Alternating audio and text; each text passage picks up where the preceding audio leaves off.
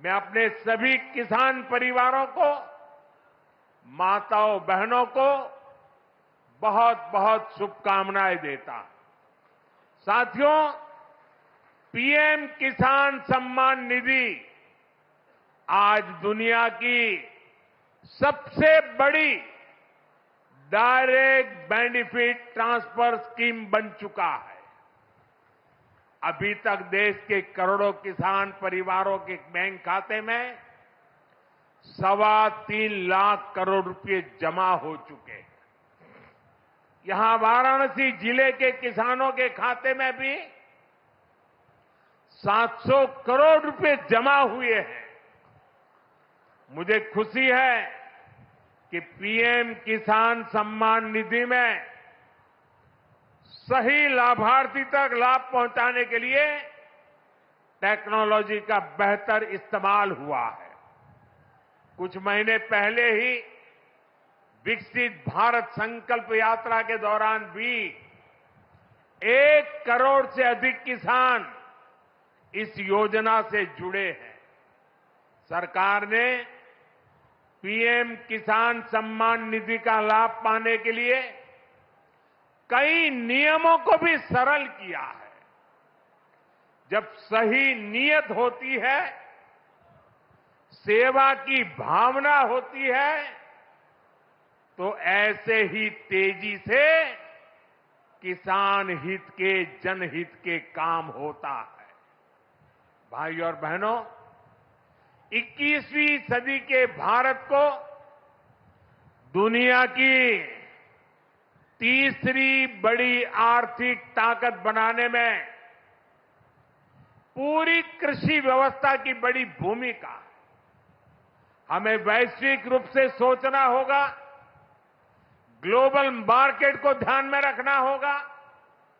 हमें दलहन और तिलहन में आत्मनिर्भर बनना है और कृषि निर्यात में अग्रणी बनना है।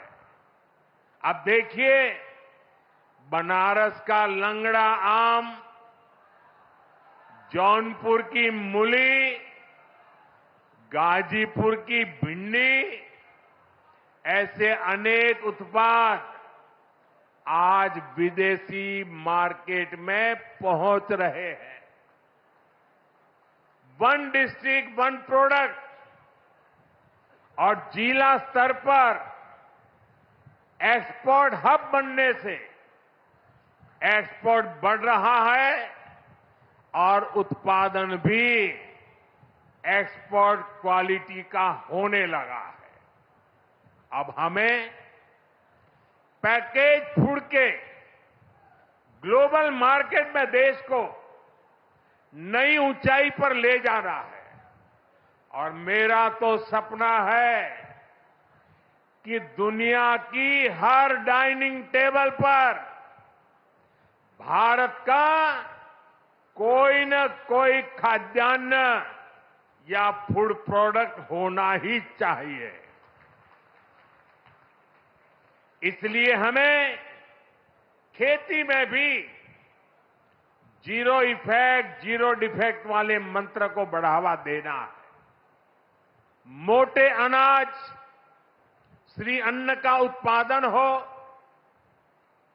औषधीय गुण वाली फसल हो या फिर प्राकृतिक खेती की तरफ बढ़ना हो, पीएम किसान समृद्धि केंद्रों के माध्यम से किसानों के लिए एक बड़ा सपोर्ट सिस्टम विकसित किया जा रहा है।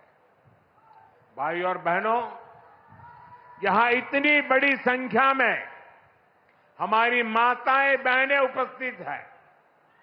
माताओं बहनों के बिना खेती की कल्पना भी असंभव है। इसलिए अब खेती को नई दिशा देने में भी माताओं बहनों की भूमिका का विस्तार किया जा रहा है। नमो ड्रोन दीदी की तरह ही कृषि सखी कार्यक्रम ऐसा ही एक प्रयास है। हमने आशा कार्यकर्ता के रूप में बहनों का काम देखा है। हमने बैंक सखियों के रूप में डिजिटल इंडिया बनाने में बहनों की भूमिका देखी है। अब हम कृषि सखी के रूप में खेती को नई ताकत मिलते हुए देखेंगे। आज 30,000 से अधिक सहायता समूहों को कृषि सखी के रूप में प्रमाण पत्र दिए गए हैं। अभी 12 राज्यों में ये योजना शुरू हुई है। आने वाले समय में पूरे देश में हजारों समूहों को इससे जोड़ा जाएगा। ये अभियान 3 करोड़ लखपति दीदियां बनाने में भी मदद करेगा। भाई और बहनों, पिछले 10 वर्षों में काशी के किसानों के लिए केंद्र सरकार ने और राज्य सरकार ने, पिछले 7 साल से राज्य सरकार को मौका मिला है, पूरे समर्पण भाव से काम किया है।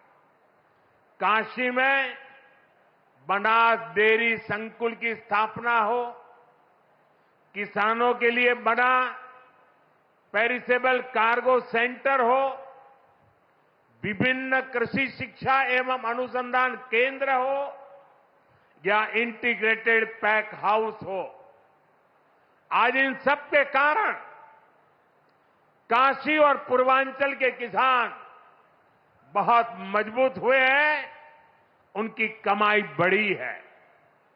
बनास डेयरी ने तो बनारस और आसपास के किसानों और पशुपालकों का भाग्य बदलने का काम किया है। आज ये डेयरी हर रोज करीब 3 लाख लीटर दूध जमा कर रही है। अकेले बनारस के ही 14,000 से ज्यादा पशुपालक, ये हमारे परिवार इस डेयरी के रजिस्टर्ड हो चुके हैं। अब बनास डेयरी अगले 1-1.5 साल में काशी के ही 16,000 और पशुपालकों को अपने साथ जोड़ने जा रही है। बनास डेयरी आने के बाद बनारस के अनेकों दूध उत्पादकों की कमाई में भी 5 लाख रुपए तक की वृद्धि हुई है। हर साल किसानों को बोनस भी दिया जा रहा है। पिछले साल भी 100 करोड़ रुपए से ज्यादा का बोनस पशुपालकों के बैंक खाते में भेजा गया था। बनास डेयरी अच्छी नस्ल की गीर और साहिवाल गायों को भी किसानों को दे रही है। इससे भी उनकी आमदनी बढ़ी है। साथियों, बनारस में मछली पालकों की आय बढ़ाने के लिए भी हमारी सरकार लगातार काम कर रही है। पीएम मत्स्य संपदा योजना से सैकड़ों किसानों को लाभ हो रहा है। उन्हें अब किसान क्रेडिट कार्ड की भी सुविधा मिल रही है। यहां पास में चंदौली में करीब 70 करोड़ की लागत से आधुनिक फिश मार्केट का निर्माण भी किया जा रहा है।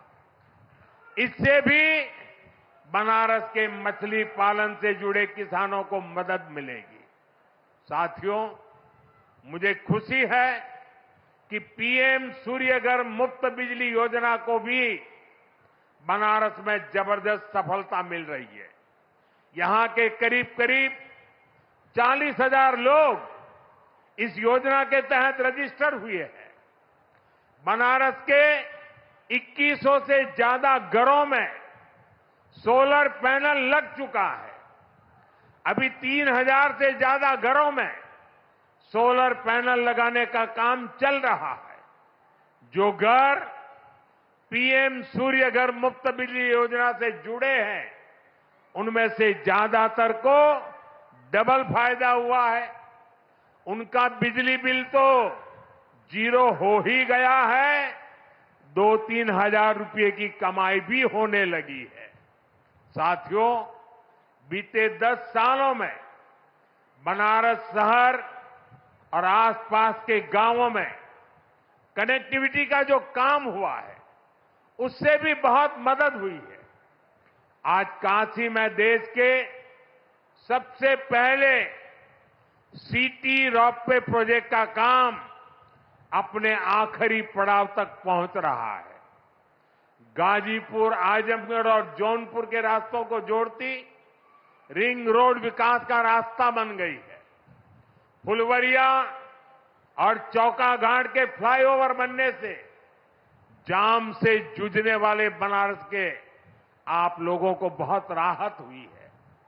काशी, बनारस और कैंट रेलवे स्टेशन अब एक नए रूप में पर्यटकों और बनारसी लोगों का स्वागत कर रहे हैं। बाबतपुर एयरपोर्ट का नया रूप न सिर्फ यातायात बल्कि व्यापार को भी सहूलियत दे रहा है। गंगा घाटों पर होता विकास, बीएचयू में बनती नई स्वास्थ्य सुविधाएं, शहर के कूड़ों का नवीन रूप और वाराणसी में जगह जगह विकसित होती नई व्यवस्था काशी वासियों को गौरव की अनुभूति कराती है। काशी में स्पोर्ट्स को लेकर जो काम हो रहा है, नए स्टेडियम का जो काम हो रहा है, वो भी युवाओं के लिए नए मौके बना रहा है। साथियों, हमारी काशी संस्कृति की राजधानी रही है। हमारी काशी ज्ञान की राजधानी रही है। हमारी काशी सर्व विद्या की राजधानी रही है। लेकिन इन सबके साथ साथ काशी एक ऐसी नगरी बनी है जिसने सारी दुनिया को ये दिखाया है कि हेरिटेज सिटी भी अर्बन डेवलपमेंट का नया अध्याय लिख सकती है। विकास भी और विरासत भी का मंत्र काशी में हर तरफ दिखाई देता है। और इस विकास से सिर्फ काशी का लाभ नहीं हो रहा, पूरे पूर्वांचल के जो परिवार काशी में अपने कामकाज और जरूरतों के लिए आते हैं, उन सभी को भी इन सारे कामों से बहुत मदद मिलती है। साथियों, बाबा विश्वनाथ की कृपा से काशी के विकास की ये नई गाथा अनवरत चलती रहेगी। मैं एक बार फिर देश भर से जुड़े सभी किसानों साथियों का, सभी किसान भाई बहनों का हृदय से अभिवादन करता हूं, बधाई देता हूं। काशी वासियों का भी मैं फिर से हृदय से आभार व्यक्त करता हूं। नमः पार्वती पतये हर हर महादेव।